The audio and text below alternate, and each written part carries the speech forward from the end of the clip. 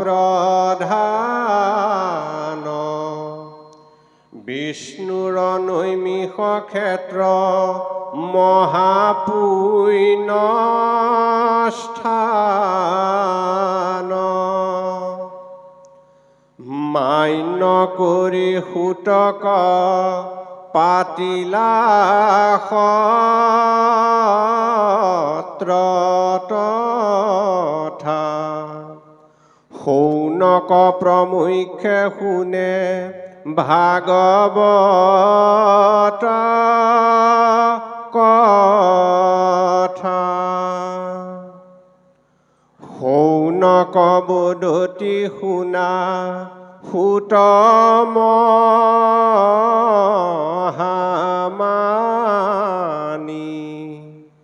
পৰম পাতকী কলি পাইলেহে নজানি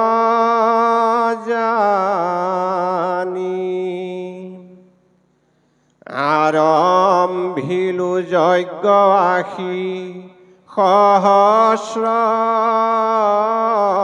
বৎসৰ হোম ধূমে ধূম্ৰবৰ্ণ ভৈল কলেবৰ ৰাম যিটো কৰ্ম কৰোৱাত নাহি খে বিশ্বাস আপোনাৰ আয়ুক কৰিলো ব্যৰ্থে নাশ ই ৰাম সম্প্ৰতি তুমি হি চিন্তি উক মহাহিত কৰায়ুক পান কৃষ্ণ চৰিত্ৰ অমৃত পৰম ঈশ্বৰ কৃষ্ণ দেৱ নাৰায়ণ তান মহাভক্তিটো শ্ৰৱণ কীৰ্তন ইহাক নজানি আন কৰ্ম কৰি মৰু কয়ো কৃষ্ণ কথা সুত যেন মতে তৰু কৃপালু বাপাই সমস্ত 2800 সহস্ৰ ঋষি বেদত প্ৰধান বিষ্ণুৰ নৈমিষ ক্ষেত্ৰ মহাপুণ্য স্থান মান্য কৰি সূতক পাতিলা সত্ৰ তথা শৌনক প্ৰমুখ্যে শুনে ভাগৱত কথা আজিৰ পৰা 5200 বছৰৰ পূৰ্বে কলিযুগ আৰম্ভণি 30 বছৰৰ পিছত এই মহাভাগৱত গংগা নদীৰ কুহাৰু নামৰ ঠাইত ৰজা পৰীক্ষিত অভিশপ্ত ৰজা পৰীক্ষিতক বেদব্যাসৰ একমাত্ৰ পুত্ৰ শুকগুৰুৱে যাক মুনীন্দ্ৰ বুলি কোৱা হৈছে কহিলা ৰাজাত মহা মুনীন্দ্ৰ মহন্তে মুনিসকলৰ যিজন ৰজা শুকগুৰুৱে এই মহাভাগৱত ভাগ আত্মতত্ত্ব জ্ঞান ৰজা পৰীক্ষিতক প্ৰদান কৰিছিল আৰু সেই সময়তে প্ৰায় 60,000 ততোধিক ঋষি মুনি বহি আছিল দেৱ ঋষি ৰাজ ঋষি ব্ৰহ্ম ঋষি আৰু দেৱ ঋষি ৰাজ ঋষি ব্ৰহ্ম ঋষি তেনেকুৱা ঋষিসকল মহৰ্ষিসকলো সেই পৰম বৈকুণ্ঠ ধামত বহি আছিল যেতিয়া শুকগুৰুৱে ভাগৱতৰ কথা কৈছিল আৰু সেই ৰজা পৰীক্ষিত মৃত্যুৰ যি ভয় মৃত্যুৰ যিটো ভয় আপোনালোক জানে শ্ৰমিক মুনিৰ একমাত্ৰ পুত্ৰ শৃঙ্গী মুনিয়ে অভিশাপ দিলে কাৰণ ৰজা পৰীক্ষিতে শ্ৰমিক মুনিৰ ডিঙিত মৰা সাপ এডাল উলমাই দিছিল ডিঙিত হয়নে মেৰিয়াই দিলে এই কথাটো গংগা নদীত গা ধুই থকা সময়তে শৃঙ্গীয়ে গম পালে যে একছত্ৰী ৰজা পৰীক্ষিত মোৰ পিতৃৰ ডিঙিত মৰা সাপ এডাল কি কৰিলে, মেৰিয়াই দিলে। লগে লগে অভিশাপ দিছে যে হে ৰজা, এই মৰা সাপটো জীয়া সাপ হয়, তক্ষক হয়, তোমাক 7 দিনৰ পিছতে, 7 দিনৰ ভিতৰত তোমাক দংশন কৰি মৃত্যুৰ কোলাত শুৱাই দিব বুলি ৰজা পৰীক্ষিতক অভিশাপ দিলে। আৰু সেই মৃত্যুৰ পৰা পৰিত্ৰাণ পাবৰ কাৰণে বিভিন্ন ঋষিমুনিসকলক গোটেই চাৰিও দিশৰ পৰা আমন্ত্ৰণ জনালে যে মৃত্যুৰ ভয়ৰ পৰা পৰিত্ৰাণ পাবৰ কাৰণে কিবা উপায় আছে নেকি।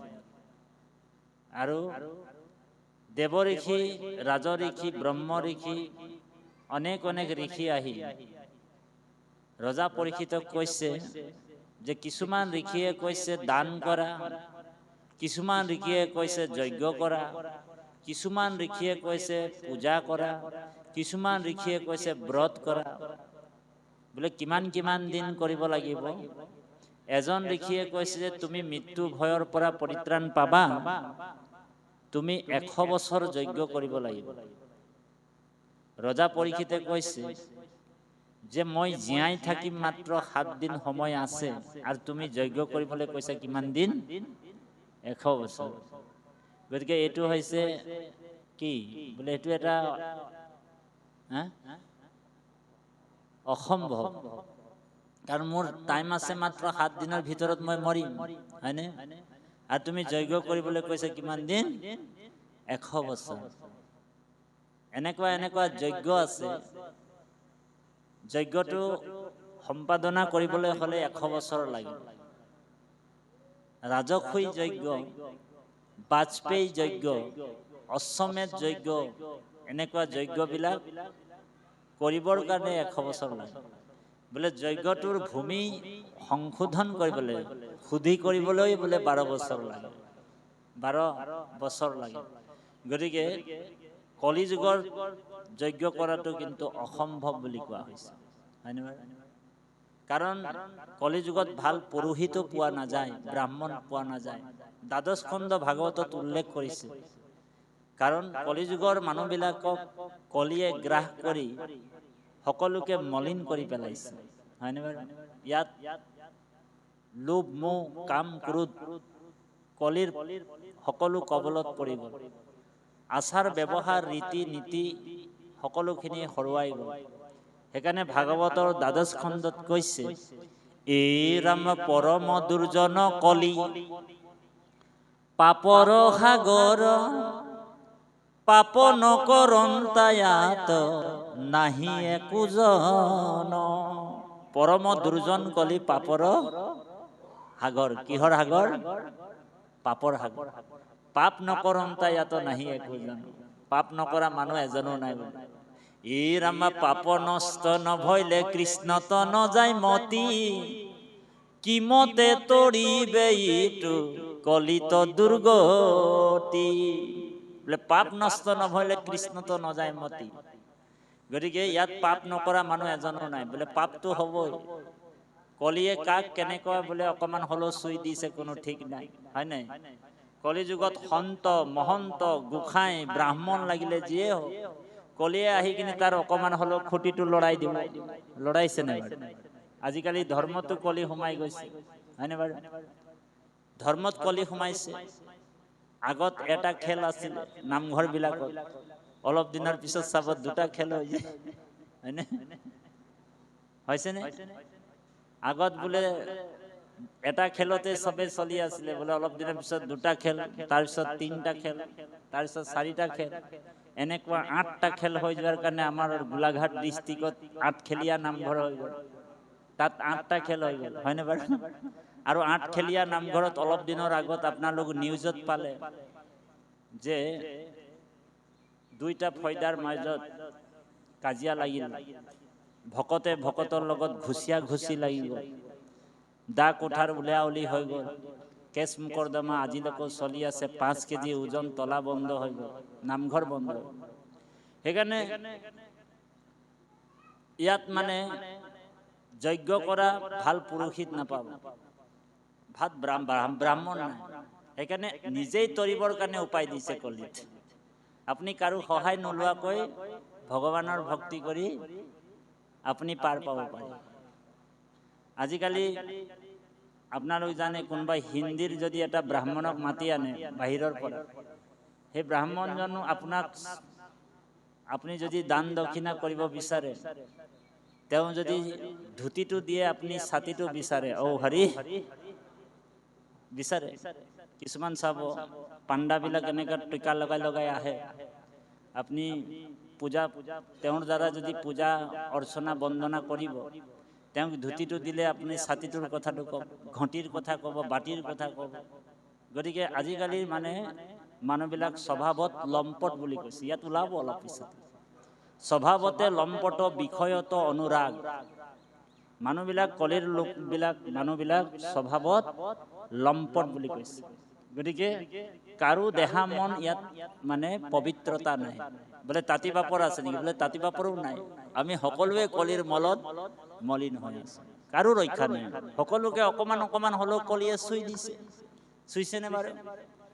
সেইকাৰণে আপুনি মই বাচি থাকিবৰ কাৰণে আজি ইয়াত সোমাই আছে। বোলে শ্ৰৱণ কীৰ্তন ভগৱন্তৰ ভক্তিৰ যোগেদিয়ে মানুহবিলাক বাচিব পাৰে, নহলে কলিয়ে যেতিয়াই কৃষ্ণ বৈকুণ্ঠলৈ গুচি গ'ল, কলিৰ চব নিজৰ কবলত লৈ ললে। বোলে ৰজা পৰীক্ষিতক এৰিলে নে বাৰু? ৰজা পৰীক্ষিত কি আছিল? বোলে পৰম বৈষ্ণৱ আছিল, হয়নে? পৰীক্ষিতৰ নিচিনা বৈষ্ণৱ এই ব্ৰহ্মাণ্ডতে নাছিল, হয়নে? যি গৰ্ভতে কৃষ্ণক দৰ্শন পাইছে, হয়নে? গতিকে সেই ৰজা পৰীক্ষিতকো কলিয়ে পাই গ'ল। বোলে কেলে পালে? কাৰণ ভগৱানটো বৈকুণ্ঠলৈ গুচি গ'ল। আকৌ কলি ভগৱন্তৰ যেতিয়া পঞ্চচিহ্ন আছিল পৃথিৱীত, ধ্বজ, ব্ৰজ, যৱ, পংকজ আৰু অংকুশ, এই 5টা চিহ্ন থকালৈকে কলিয়ে পৃথিৱীত প্ৰৱেশ কৰিব পৰা নাছিল। যেতিয়া এই 5টা চিহ্ন নাইকিয়া হৈ গ'ল, কলিৰ এন্ট্ৰি হৈ গ'ল, কলিৰ আগমন।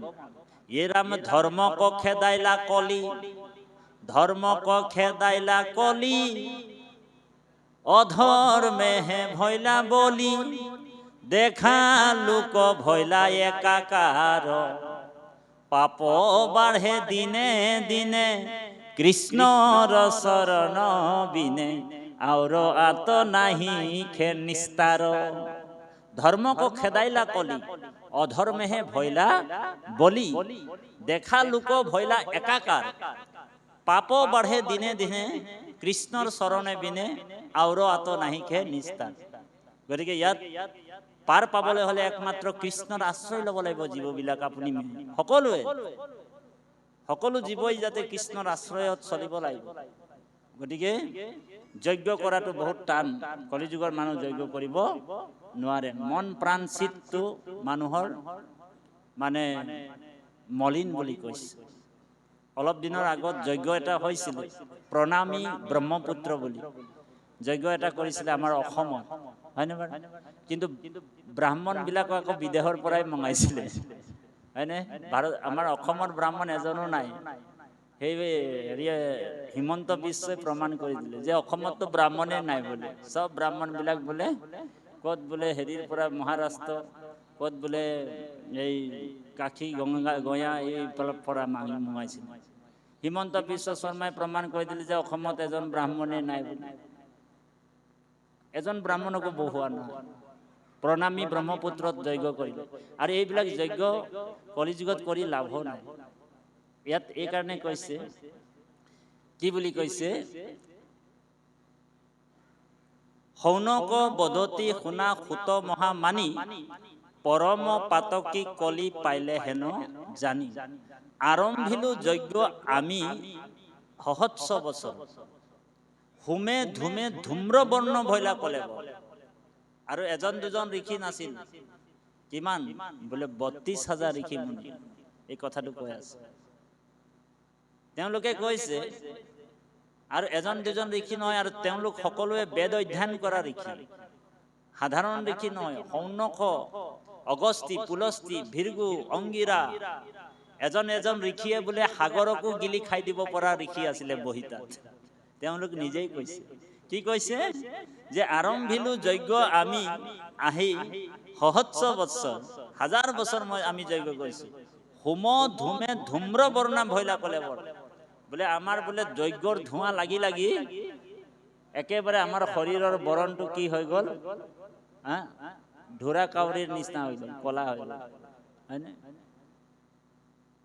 তাৰপিছত কি কৈছে, যিটো কৰ্ম কৰো আত নাহিকে বিশ্বাস, আপোনাৰো আয়ুক কৰিলো ব্যৰ্থ নাই। যিটো কৰ্ম আমি কৰি আছো, আমি নিজেকে নিজৰ ওপৰতে আমাৰ বিশ্বাস নাইকিয়া হৈ গ'ল, তাৰ ফল আজিলৈকে আমি পোৱাই নাই। গতিকে কি কৈছে, আপোনাৰো আয়ুক কৰিলো ব্যৰ্থে না, সম্প্ৰতি তুমিহে চিন্তিয়ুক মহাহিত, কৰায়ুক পান কৃষ্ণ চৰিত্ৰ অমৃত। যে আজি আপোনাক আমি বহাইছো, সুতমুনিক কৈছে উগ্ৰ শ্ৰবাহুত, যাৰ শ্ৰৱণ শক্তিটো উগ্ৰ হোৱাৰ কাৰণে তেওঁৰ নাম হৈছে উগ্ৰ শ্ৰবাহুত। তেওঁৰ শ্ৰৱণ শক্তি মানে উগ্ৰ আছিল। যেতিয়া ভাগৱত প্ৰথমে শুকগুৰুৱে গাই আছিল, তেতিয়া মানে তেওঁ বয়সত সৰু আছিল, আৰু বয়সত সৰুৰ কাৰণে তেওঁক মানে ঋষি সমাজে 21 কিলোমিটাৰ মান দূৰত বহাই ৰাখিছিল। ইমান দূৰত বহাই ৰাখিছিল। তাৰপিছত সেই ঋষিজনক এই ভাগৱতৰ কথা যেতিয়া শুকগুৰুক কৈছে যে আমি আপোনাৰ পৰা আৰু আমি ভাগৱতৰ কথা দ্বিতীয়বাৰৰ কাৰণে শুনিবলৈ ইচ্ছা কৰিছো, তেতিয়া শুকগুৰুৱে কৈছে যে মই তোমালোকক এবাৰহে ভাগৱতৰ কথা কলো, দ্বিতীয়বাৰৰ কাৰণে মই ভাগৱতৰ কথা কব নোৱাৰো। যদি দ্বিতীয়বাৰৰ শুনিবলৈ তোমালোকৰ যদি ইচ্ছা আছে, তেনেহলে তোমালোক এজনৰ পৰা শুনিব পাৰিবা। বোলে কোন সেইজন? যে তোমালোক যে 21 কিলোমিটাৰ মান দূৰত যে বহাই ৰাখিছিলা, সেইজন ঋষিৰ পৰা, কাৰণ 60,000 চতুৰ্ধিক ঋষি আছিল, একেবাৰে দূৰত বহাই ৰাখিছিলে মানে তেওঁৰ পৰা তোমালোক আকৌ দ্বিতীয়বাৰৰ কাৰণে ভাগৱতৰ কথা শুনিব লাগিব। সেই কিছুমান ঋষিয়ে মানে, কাৰণ কিছুমান ঋষিয়ে মানে অকমান উচ্চ মানে খাপৰ আছিলে, ধৰি লওক বেদজ্ঞ শাস্ত্ৰজ্ঞ আছিল, জনা বুজা মানুহ আছিল। তেওঁলোকে নিজে কৈছে যে আমি ইমান জনা মানুহ, শাস্ত্ৰজ্ঞ, আমি বেদজ্ঞ, হয় নে বাৰু? ধন টকা পইচাও আমাৰ জাতিটো উচ্চ, আমি অকমান এইজনৰ পৰা আমি ভাগৱত শুনিম, এনেকুৱা এটা অভিমান তেওঁলোকৰ আছিল।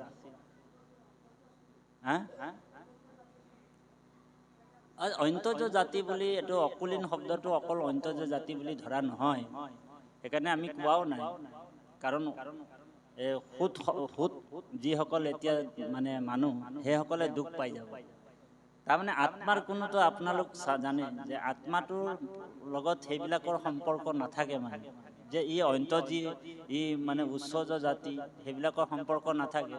ধৰি লওক এই যে অভিমান, নিজে নিজেই অভিমানৰ সৃষ্টি হয়। ভগৱানটো সকলোকে সমভাৱেই ৰাখিছে, ধ্যান দি শুনিব, বৰ গুৰুত্বপূৰ্ণ কথা দেই বাৰু।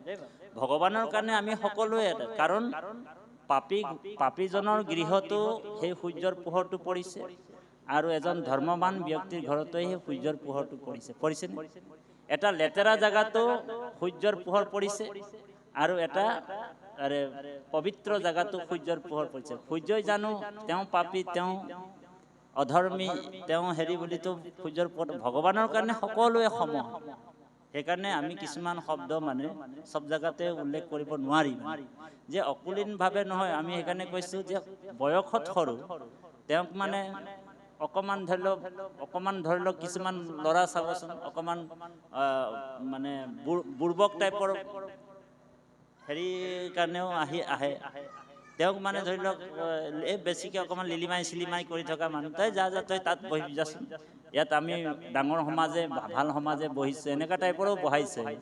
অকুলীন শব্দটোৰ অৰ্থ যে অকল যে একেবাৰে নিষ্কুল বুলি কথাটো কৈ দিয়াৰ লগে লগে এটা বিতৰ্কত আহি যাব, বুজি পাইছেনে প্ৰভু? কাৰণ আমি ভাগৱত হৈছে আত্মতত্ব জ্ঞান, ইয়াত মানে জাতিভেদৰ কথা আহি যায়। সেইকাৰণে আমি এই বস্তুটো ল'ব নালাগে দেই বাৰু। কাৰণ ঈশ্বৰ ভক্তিটো তেওঁ পাইছে, বহিছেতো দূৰত, কিন্তু আছিলেতো নামঘৰৰ ভিতৰতে, দূৰতহে বহিছে, হয় নে বাৰু? তেওঁক দূৰতে পাইছে, আসনটো দিছে, হয়নে বাৰু? তেওঁকতো খেদি পঠোৱা নাই যে তই ইয়াৰ পৰা একেবাৰে তই মানুহে নহয়, তই জানুৱাৰ হয় বুলি তাক খেদি পঠিয়াই দিয়া নাই নহয়। যদি তেওঁ এটেণ্ড আছে তাত, তেনেহ'লেতো সেই সমাজৰ ভিতৰতে তেওঁ পৰিছে, হয়নে বাৰু? গতিকে এই যিসকল মানে বেদজ্ঞ আছিল, শাস্ত্ৰজ্ঞ আছিল, অলপ জনা বুজা মানুহ আছিল, তেওঁলোকৰ স্বভাৱতে অকণমান অহংকাৰ হয়, চাব লাগিলে আপোনালোকে।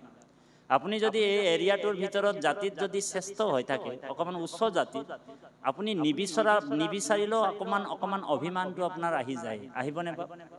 আহি যায় যে মই অকণমান উচ্চ জাতি। গতিকে এই অভিমানবিলাকক দূৰ কৰিবৰ কাৰণে মহাপুৰুষ গুৰুসকলে আমাৰ চেষ্টা কৰি আছে। আপোনাৰ মোৰ গাত এনেকুৱা অভিমানবিলাক আছেই, এতিয়াও আছে।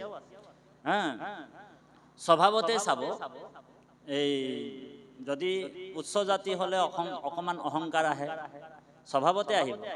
আৰু যদি অকণমান ধনী মানী ব্যক্তি হয়, অকণমান এই এৰিয়াটোৰ ভিতৰত, এই জেগা টুকুৰাৰ ভিতৰত, তেতিয়াও নিজে নিজে অভিমানটো আহি যায়।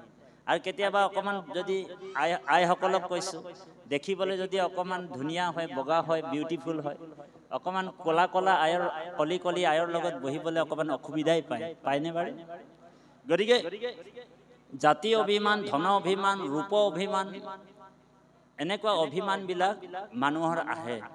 সেইকাৰণে ইয়াত নিৰপেক্ষভাৱে গুৰুজনাই কিছুমান কথা কৈছে।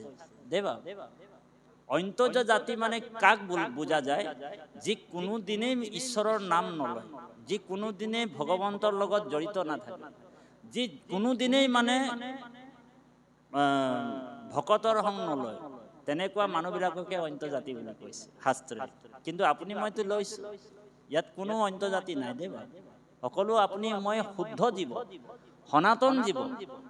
আপুনি মই সদায় আমি সকলো ঈশ্বৰৰ লগত আগতীয়াকৈ আমাৰ সম্পৰ্ক থকা জীৱহে ইয়াত ভাগৱত শুনিব পাৰিব বুলি কৈছে। ভাগৱতে উল্লেখ কৰিছে, জন্মান্তৰেই ভৱেত পুণ্যম তদা ভাগৱত লভে।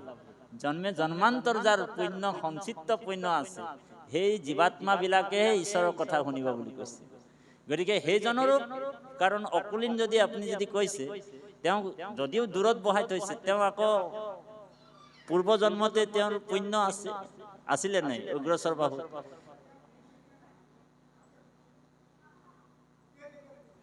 হয়, উগ্ৰচৰবাৰ হওঁতেতো দ্বিতীয়বাৰৰ কাৰণে ভাগৱত কৈছে। উগ্ৰচৰবাৰ হওঁতে দ্বিতীয়বাৰৰ কাৰণে যেতিয়া ঋষি মুনিসকলে মানে আলোচনা কৰিলে যে আমি কাৰ মুখৰ পৰা ভাগৱতৰ কথা শুনিম, বুজিছেনে বাৰু? তেতিয়া ঋষি সমাজে শুকগুৰুৱে ক'লে যে এজন মানুহে তোমালোকক ভাগৱতৰ কথা ক'ব পাৰিব। বোলে কোন? তোমালোক যে বোলে বহুত দূৰত যে তেওঁ বহুৱাই থৈছিলা, তেওঁৰ কিন্তু একান্ত মনে শুনিছিলে ভাগৱত। হয় হয় দেই, একান্ত মানে এক যুগ অন্ত। একান্ত শব্দৰ অৰ্থ কি? এক যুগ অন্ত, যোনে একতেই অন্ত হৈ আছে, শেষ হৈ আছে। তাৰমানে এক দেৱ এক সেৱ এক বিনে নাইকিয়া। তাৰমানে সেই পৰমাত্মা ভগৱানৰ লগত তেওঁৰ সম্পৰ্কটো হৈ আছে, সেইকাৰণে তেওঁ একান্ত হৈ আছে। সেইকাৰণে গুৰুজনাই আমাক ভাগৱতত 5টা নিয়ম পালন কৰি ভাগৱতৰ কথা শুনিবলৈ কৈছে। কি কি নিয়ম? এটা হৈছে সাৱধানে, 2 নম্বৰ হৈছে নিখবদে, 3 নম্বৰ হৈছে একচিতে, 4 নম্বৰ হৈছে এক মনে, আৰু 5 নম্বৰ হৈছে সৰ্বজনে। এই 5টা নিয়ম পালন কৰি আমি ঈশ্বৰৰ কথাবিলাক শুনিব কৈছোঁ। আৰু সেই 5টা নিয়ম কোনে পালন কৰি আছিলে? উগ্ৰচৰবা হওঁতে শুকগুৰুৱে যেতিয়া ভাগৱত শুনিছে, মাত্ৰ 2জন মানুহ একান্ত হৈ আছে, বাকীসকল একান্ত হ'ব পৰা নাই। কাৰণটো কি? মানে ধন অভিমান। অকণমান মই ইয়াতো কিছুমান মানুহ এনেকুৱা বহি আছে দেই, বেয়া নাপাব মই কথাটো কৈছোঁ। তেওঁ জানি মানে বহিছে, কিন্তু হজম মানে কিছুমান কথা তেওঁৰ হজমো হোৱা নাই। তেওঁ খুচমুচাই আছে, ইয়াতো আছে, বহিয়ে আছে, কিন্তু খুচমুচাই থাকে, চাবচোন। সেইকাৰণে কৃপালু বাপাই সমস্ত, যেতিয়া আমি নামঘৰৰ ভিতৰত সোমাম বা সত্ৰ সমাজত সোমাম বা ভকতৰ সংগত বহিম, তেতিয়া আমি সদায় খালী হৈ বহিব লাগিব। ধ্যান দিওঁ, একেবাৰে খালী হৈ বহিব লাগিব। যেনেকৈ আমি চেণ্ডেলটো বাহিৰতে খুলি থৈ আহোঁ, নাই নাই চেণ্ডেলটো আপুনি মই ভিতৰত সোমাব পাৰোঁ নেকি? বোলে নোৱাৰোঁ। একেবাৰে চেণ্ডেলটো বাহিৰত খুলি থৈ আহিব লাগিব। কি কাম, ক্ৰোধ, লোভ, মোহ, দম্ভ, অভিমান, মই জনা এইবিলাক ভাৱবিলাক চব তাতে খুলি থৈ আহি আমি ভাগৱতত একান্ত মানে ভাগৱতত বহিব লাগে, একেবাৰে খালী হয়। আৰু নহ'লে মানে এটা কথা, আমি উদাহৰণটো দিলে ভাল পাব। এক গিলাচ পানী ভৰ্তি হৈ আছে, ইয়াত আৰু পানী ঢালিলে ভৰ্তি হ'বনে? কি হ'ব বাৰু? আপোনাৰ আগতীয়াকৈ ভৰ্তি হৈ আছে। আৰু যদি আপুনি ইয়াত পানী যদি ৰাখে তেনেহ'লে ওলাই গুচি যাব, হয়নে বাৰু? সেইকাৰণে ঈশ্বৰৰ কথাবিলাক যিসকল মহামহন্ত আছিল, অবলাত্মা, বিবলাত্মা, পৰমাত্মা, সনক আদি ঋষিমুনিসকলো কি নজনাকে আছিল, চব জানে, তথাপিও তেওঁলোক মুক্তিও পাই আছে, জীৱন্তে মুক্ত। সেই সকলো কৃষ্ণ কথা শুনিবৰ কাৰণে আগ্ৰহী হৈ থাকে। দেৱ বাৰে বাৰে কৃষ্ণ কথা শুনিবলৈ আগ্ৰহী হৈ থাকে। সেইকাৰণে নাৰদে এবাৰ চাৰি সিদ্ধক লগ পাইছিলে, সনক, সনাতন, সদানন্দ আৰু সনত কুমাৰ। তো নাৰদে মানে প্ৰশ্ন এটা কৰিছে চাৰি সিদ্ধ, যে তোমৰা সব মহাভাগৱত চাৰি সিদ্ধক লগ পোৱাটো বোলে বহুত জটিল, আপোনালোকক কেতিয়াও লগ পোৱা নাযায়। আজি মোৰ পৰম সৌভাগ্য আপোনালোকৰ চাৰি সিদ্ধক একেলগে দৰ্শন পালো। গতিকে আপোনালোক চাৰি সিদ্ধই কওকচোন বাৰু, ভাগৱত ধৰ্ম মানেনো কি? প্ৰশ্ন কৰিছে। তেতিয়া নাৰদক ওলটাই কৈছে চাৰি সিদ্ধই, যে গোবিন্দৰ প্ৰিয় নাৰদ শুনা, ভাগৱত ধৰ্ম আপুনিও জানা। যে ভাগৱত ধৰ্মটো তোমালোক নিজেও জানা। এতিয়া আপোনালোক সকলোৱেতো ভাগৱত ধৰ্ম জানে, বাপো জানে, চবেই জানে ভাগৱতৰ কথা। কিন্তু শৌক মুখ্য বুলি লোকৰ, আজি যে আমি যে ভাগৱত কিহৰ কাৰণে ইয়াত পাঠ কৰাইছো, তাৰমানে ভাগৱতত সদায় নৱ নৱ ৰসৰ উৎপন্ন হয়, সদায় নতুন। ইহাকে কথিবে, ইহাকে মথিবে, ভাগৱততে আছে। যিমান আমি কথন মথন কৰিম ভাগৱতৰ কথাবিলাক, ইয়াৰ পৰা সদায় নতুন নতুন ৰসৰ উৎপন্ন হ'ব আৰু ভকত ভোমৰা ইয়াক পান কৰিম। সেইকাৰণে সেই ৬০,০০০ ঋষি মুনিৰ এই যে ৩২,০০০ ঋষি মুনি মানে ভাগৱতৰ কথা নুশুনো বুলি, এই মানুহজনৰ পৰা নুশুনো বুলি তেওঁলোক মানে আঁতৰি গুচি গ'ল। কাৰণ বয়সতো সৰু মানুহজন আৰু অকমান মানে অজ্ঞান বুলি ভাবি আছিল, তেওঁ জ্ঞান ইমান নাই বুলি ভাবিলে। গতিকে আমাৰ বহুত জ্ঞান আছে বুলি ভাবিলে। তেওঁলোক জ্ঞানে জ্যেষ্ঠ আছিল, বেদজ্ঞ আছিল, শাস্ত্ৰজ্ঞ আছিল, যে এই মানুহটোৰ পৰা আমি ভাগৱত শুনিম, হয়নে? যে এই মানুহটোৰ পৰা আমি কিয় ভাগৱত শুনিম? সেই বুলি তেওঁ কি কৰিলে, ৩২,০০০ ঋষি মুনি উঠি গ'ল। গতিকে কৃপালু বাপাই সমস্ত ৫টা জাগাৰ পৰা আপোনাৰ মোৰ অহংকাৰ আহে, ৫টা জাগাৰ দেই বাপ। জাতি জাতি জাতি বিদ্যা মহতঞ্চ রূপ যৌবন মেবৈচ্য, এই ৫টা বস্তু। জাতি বিদ্যা মহতঞ্চ রূপ যৌবন মেবৈচ্য, এটা এই ৫টা বস্তু। জাতি বিদ্যা, ইয়াত যদি পঢ়া লিখা যদি বেছি থাকে, PhD ChD থাকে, ডক্টৰ ডিগ্ৰী থাকে, নিজে নিজে স্বভাৱত অহংকাৰ আহে নাই বাৰু? যে মই ইমান পঢ়া লিখা মানুহ হৈ কিনি বোলে এই আনপঢ় মানুহবিলাকৰ সং ল'ম নে? হয়নে বাৰু? অহংকাৰটো নিজে নিজে আহি যায়, হৈ যাব বোলে। জাতি বিদ্যা মহতঞ্চ ৰূপ যৌবন মেবৈচ্য, যত্নে ন পৰিত্যাজ্য, যত্ন কৰি পৰিত্যাগ কৰিব কৈছে। পঞ্চতানি ভক্তি কণ্টক, ৫টা বস্তু ভক্তিৰ কাঁইট। এই ৰাস্তাত মানে ভক্তিৰ ৰাস্তাটোৰ এই ৫টা কাঁইটক আঁতৰাব লাগিব, নহ'লে ভক্তি নহয়। ভক্তিৰ পথত আপুনি যাব নোৱাৰে। এই ৫টা কাঁইট যাৰ আঁতৰি যায়, এইজনে ভক্তিৰ ৰাস্তাত আহিব পাৰে। সেইকাৰণে মহাপুৰুষ জগতগুৰু শ্ৰীমন্ত শংকৰদেৱে প্ৰপন্ন শিষ্য মহাপুৰুষ মাধৱদেৱে নামঘোষাত লিখিছে কি বুলি, সকলোৱে গাব। এন্নহু জানায়ামি সারি জাতি ও সারি ও আশ্রমি নহয়াতি ও নহু ধর্মহীল দানব্রত তীর্থ গামী, কিন্তু পূর্ণানন্দ সমুদ্রর ও গোপী ভত্তা পদ কমলৰ এ দাসৰু দাস তান দাস ভৈলো আমি ৰাম দাসৰু দাস তান দাস ভৈলো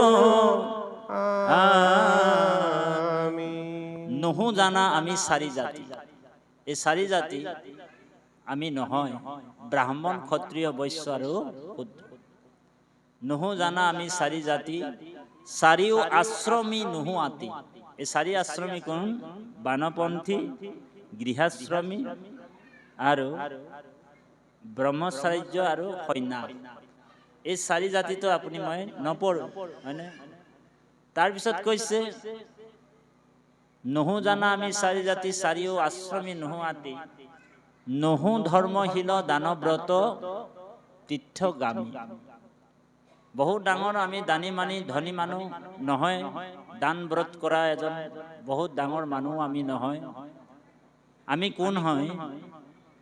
কিন্তু পূৰ্ণানন্দ সমুদ্ৰৰ গোপী ভট্টা, ভট্টা মানে গোপীসকলৰ যিজন স্বামী, হয়নে? তান দাস ভৈলো আমি। গোপীসকলৰ যিজন স্বামী, সেইজনৰ দাসৰো দাস, তান দাস ভৈলো আমি। গতিকে কৃপালু বাপাই সমস্ত আমাৰ আচল স্বামীজন হৈছে ভগৱান কৃষ্ণ। সেইকাৰণে আপুনি মই প্ৰাৰ্থনা কৰোঁতে সকলোৱে গাওঁ নহয়, হে কৃষ্ণ স্বামী তজু পাৱে আমি, কেৱলে শৰণ চাওঁ, কৰা অনুগ্ৰহ মায়াৰ নিগ্ৰহ, তেবেহে প্ৰভু এৰাও। হে কৃষ্ণ স্বামী। কৃষ্ণ কোন হয় বোলে? স্বামী হয়, হয় নাই? সেইকাৰণে কেতিয়াবা চাব আপোনালোক ভাগৱত যেতিয়া পাঠকে পাঠ কৰে, এই চেলেংখন এনেকা উৰণি নিচিনা লয়, হয়নে? লয় নাই বাৰু? দেখা পায় নে আপোনালোক? কৰবাত কৰবাত চাব উৰণি নিচিনা লয় চেলেংখন। বোলে কিয় লয়? তাৰমানে ভাগৱত হৈছে ভগৱন্ত স্বয়ং নিজেই, হয় নাই? ভগৱান, ভাগৱত মানে কোন বোলে? ভগৱান। যে মই ভাগৱততে থাকিম বুলি উদ্ধৱক কৈছিলে ভগৱানে। আপোনাৰ আমাৰ আগফালে কোন আছে? কৃষ্ণ আছে, হয়নে বাৰু?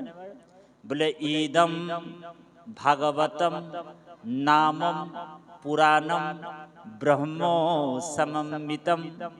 ইদম ভাগৱতম নাম পুৰাণম ব্ৰহ্ম সমন্বিতম। সাক্ষাৎ ব্ৰহ্মৰ স্বৰূপ বুলি কৈছে। ব্ৰহ্ম মানে কোন? ব্ৰহ্ম মানেতো কৃষ্ণ, হয়নে বাৰু? সেইকাৰণে মহাপুৰুষ গুৰুজনাই কৈছিলে প্ৰথমে প্ৰণামো ব্ৰহ্মৰূপী সনাতন, হয়নে? সনাতন মানে ঈশ্বৰ নহয় জানো? তো গতিকে এই ভাগৱত হৈছে ভগৱান স্বয়ং। আৰু আমাৰ আগফালে ভাগৱত মানে ভগৱান আছে, কৃষ্ণ আছে। আৰু আমাৰ হৃদয়ত কোন আছে? কৃষ্ণ আছে। এতিয়া আপুনি মই ভাবিছো ইমান দূৰৰ পৰা মই চাইকেলেৰে, খোজকাঢ়ি, গাড়ীৰে, মটৰ চাইকেলে আহি কিনি ভাগৱতৰ কথা শুনি আছো, সেইটো মিছা কথা। আপুনি ইয়ালৈ আহিম বুলি ক'লেও আহিব নোৱাৰে। কৃষ্ণই কৃপা কৰি আপোনাক মোক লৈ আনিলে, আৰু কৃষ্ণহে কৃষ্ণ কথা শুনি আনন্দ ল'ব। কোনে কাৰ কথা শুনিছে? আমাৰ হৃদয়ত কোন বহি আছে? কৃষ্ণ বহি আছে। আৰু কৃষ্ণহে কৃষ্ণ কথা শুনি আনন্দ লৈ আছে। বুজি পাইছেনে কথাটো? সেইকাৰণে ভগৱানৰ আনন্দৰ উপাধি 11টা আছে। ভগৱন্তক সচিদানন্দ কয়, ভগৱন্তক ঘনানন্দ কয়, ভগৱন্তক প্ৰেমানন্দ কয়, ভগৱন্তক স্বৰূপানন্দ কয়, ভগৱন্তক নিত্যানন্দ কয়, হয়নে? এনেকুৱা আনন্দৰ 11টা উপাধি ভগৱান কৃষ্ণ লৈ আছে। সেইকাৰণে কৃষ্ণক যোনে যিসকল ভকতে মানে কৃষ্ণক যিসকল ব্যক্তিয়ে ভক্তি কৰে, সেইজন পৃথিৱীৰ আনন্দ পাই আছে, হয়নে বাৰু? কৃষ্ণ শব্দ এইটো পৃথিৱী বাচক ন আনন্দ পৰ্বত, হয়নে? কৃষ্ণ শব্দৰ অৰ্থই হৈছে আনন্দ, হয়নে বাৰু? এতিয়া আপোনালোক আমি যে ভগৱানৰ ভক্তি কৰিছো, কৃষ্ণৰ ভক্তি কৰিছো, তাৰমানে আপুনি মই পৃথিৱীৰ আনন্দ পাই আছো। আকৌ কৃষ্ণ শব্দৰ অৰ্থ আৰু এটা আছে সংস্কৃত শ্লোকত, কৰসতি সৰ্বম ইতি কৃষ্ণ। কৰসতি সৰ্বম ইতি কৃষ্ণ, তাৰমানে সকলো যি কৰ্ষণ কৰি লৈ গুচি যায় সেইজনেই কৃষ্ণ। এতিয়া আপোনাৰ মোৰ মন চিত প্ৰাণ যিমান যি সব গ্ৰহণ কৰি কোনে লৈ যাব? কৃষ্ণই লৈ যাব। সেইকাৰণে কৃষ্ণই এজেগাত কৈছে দশম স্কন্ধত, যি কৰে মোক আশ তাকো কৰো মই সৰ্ব, যি মোক আশা কৰে তেওঁ সৰ্বনাশ কৰি পেলাম।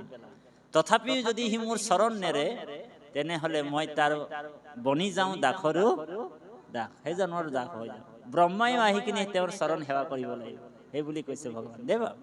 সেইকাৰণে ইয়াতে কৈছে কৰায়ুক পান কৃষ্ণ চৰিত্ৰ অমৃত, ভগৱানৰ কথাবিলাক অমৃতৰ নিচিনা।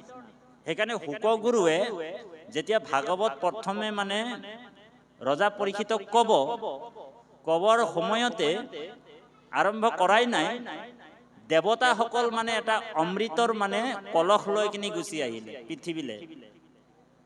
আৰু শুকগুৰুক কৈছে যে হে শুকগুৰু, এইটো সংস্কৃত ভাগৱতত আছে, মহাপুৰুষজনে অনা নাই ইয়াত। হেৰিয়ে কৈছে,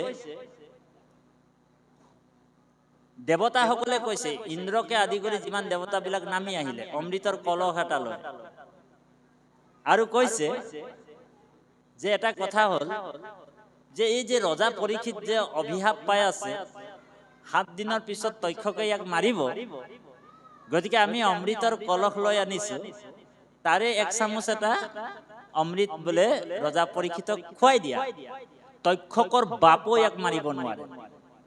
আৰু এই যে তুমি যে এতিয়া ভাগৱতৰ কথা কবলৈ আৰম্ভ কৰিছা, এই ভাগৱত অমৃতটো আমাক নিদিয়া, সেই বুলি মানে বেপাৰ কৰিবলৈ আৰম্ভ কৰি দিলে। আৰু দেৱতাসকলতো বেপাৰীয়েতো হয়, ঔ হৰি, দেৱতাসকল কি হয় বোলে? বেপাৰী হয়। আপুনি দেৱতাসকলক পূজা কৰিছে, কোনোবা যদি কৰিছে আমি বেয়াও নাপাওঁ, কোনোবা কৰিব পাৰে, বিভিন্ন জনৰ বিভিন্ন দেৱ দেৱীৰ ওপৰত আস্থা আছে, ইষ্ট দেৱতা মানি লৈছে, কোনোবা শিৱক পূজা কৰিছে, কোনোবা বিশ্বকৰ্মাক পূজা কৰিছে, গাড়ীটো আছে যে, হয়নে বাৰু? তো ভগৱানে কৈছে, গীতাত কৈছে তত্ত্বটো ভগৱানে, যে কোনো এটা দেৱতাক পূজা কৰা পাপ নহয়, কৰিব পাৰে, যাৰ যিটো ইচ্ছা আছে, যাৰ যিটো আস্থা আছে, সেইজন সেই দেৱতাক পূজা কৰে, কিন্তু এইটো বিধিপূৰ্বক নহয়। গীতাত কৈছে 9 নম্বৰ অধ্যায়ৰ 25 নম্বৰ শ্লোকটোত কৈছে, এইটো কোনোবা নোট কৰিব পাৰে যদি কৰি ল'ব পাৰে, পিছত চাই ল'ব পাৰে, হয়নে?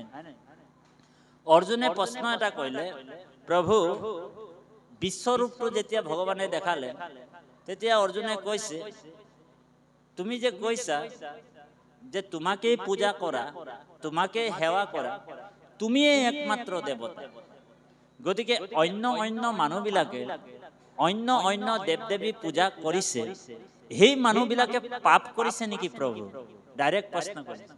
আৰু এই প্ৰশ্নটো আপোনাৰ মোৰো লাগতিয়াল প্ৰশ্ন, হয়নে বাৰু? তেতিয়া ভগৱানে কৈছে, হে অৰ্জুন, পূজা কেতিয়াও পাপ হ'ব নোৱাৰে, পূজা কেতিয়াও পাপ নহয়। সেইকাৰণে আমাৰ গুৰুজনাই কৈছে, আন দেৱ নিনিন্দিবা, নিন্দা কৰিবলৈ মানা কৰিছে। আন দেৱ নিনিন্দিবা আৰু নবন্দিবা, তুমি যদি বন্দনা মানে নিন্দা মানে বন্দনা কৰা নাই, তেনেহলে নিন্দা কৰিব নোৱাৰা। সেইকাৰণে আন দেৱ ধৰ্ম নিনিন্দিবা বুলি কৈছে, নিন্দা কৰিবলৈ মানা কৰিছে। কিন্তু আমাৰ মানুহবিলাকে ধুমধাম নিন্দা কৰি আছে। ভগৱানে কৈছে অৰ্জুনক, পূজা কেতিয়াও পাপ নহয়, কোনোবা যদি দেৱ দেৱীক পূজা কৰিছে, তেনেহলে মই তাৰ কাৰণে স্বৰ্গ বনাই ৰাখিছো। ধ্যান দি শুনিব, বৰ গুৰুত্বপূৰ্ণ শ্লোক হয়, সকলোৰ কাৰণে আৱশ্যক শ্লোক। গীতাত কৈছে, হে অৰ্জুন, ইয়ান্তি দেৱানো দেৱব্ৰতা, তুমি যদি দেৱ দেৱীক পূজা কৰিবা, তেনেহলে মই তোমাক স্বৰ্গলৈ লৈ যাম।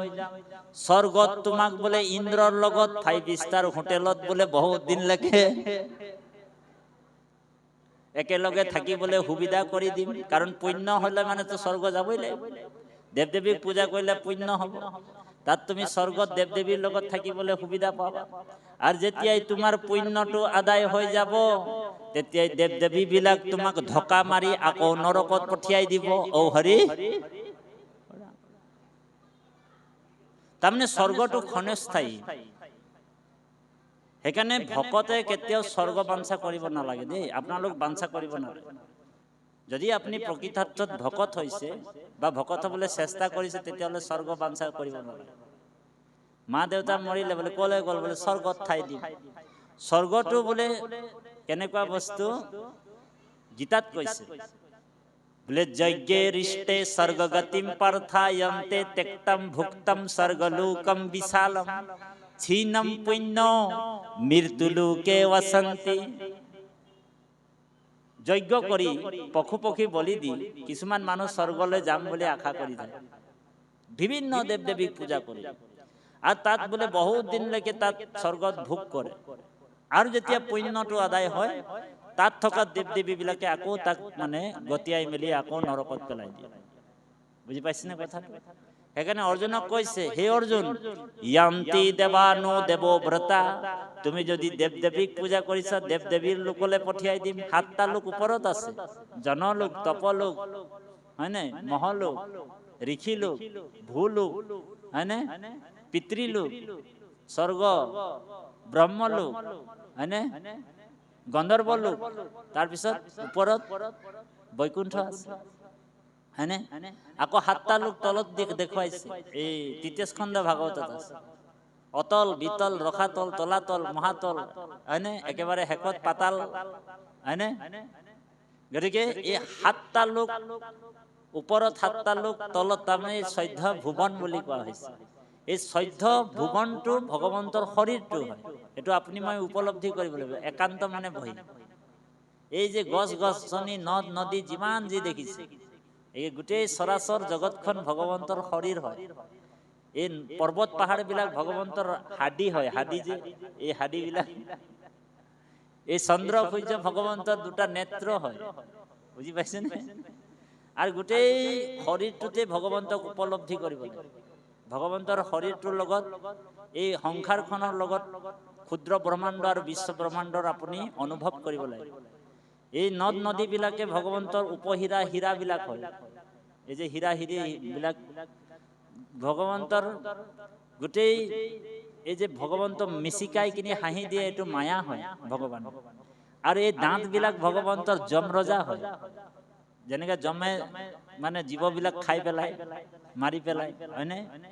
যে গতিকে এই অনুভৱটো আপুনি মই একান্ত মানে, সেইকাৰণে শিৱই পাৰ্বতীক কৈছে, হে পাৰ্বতী, ই যত দেখা, 8ম স্কন্ধ ভাগৱতত আছে, একেবাৰে শেষত শিৱ মোহনৰ এটা একেবাৰে শেষত ছবিত আছে। কি কৈছে? ই যত দেখা চৰাচৰ হৰি মই নিৰন্তৰ, এ হৰি বিনে নাহি খে পৃথক, যিজন ভকতিহীন হি দেখে হৰিক ভিন্ন, হৰিৰ মায়ায়ে তাক মোহে। যত দেখা চৰাচৰ হৰি মই নিৰন্তৰ, হৰি বিনে নাহিকে পৃথক, যিজন ভকতিহীন হি দেখে হৰিক ভিন্ন, হৰিৰ মায়ায়ে তাক মোহে।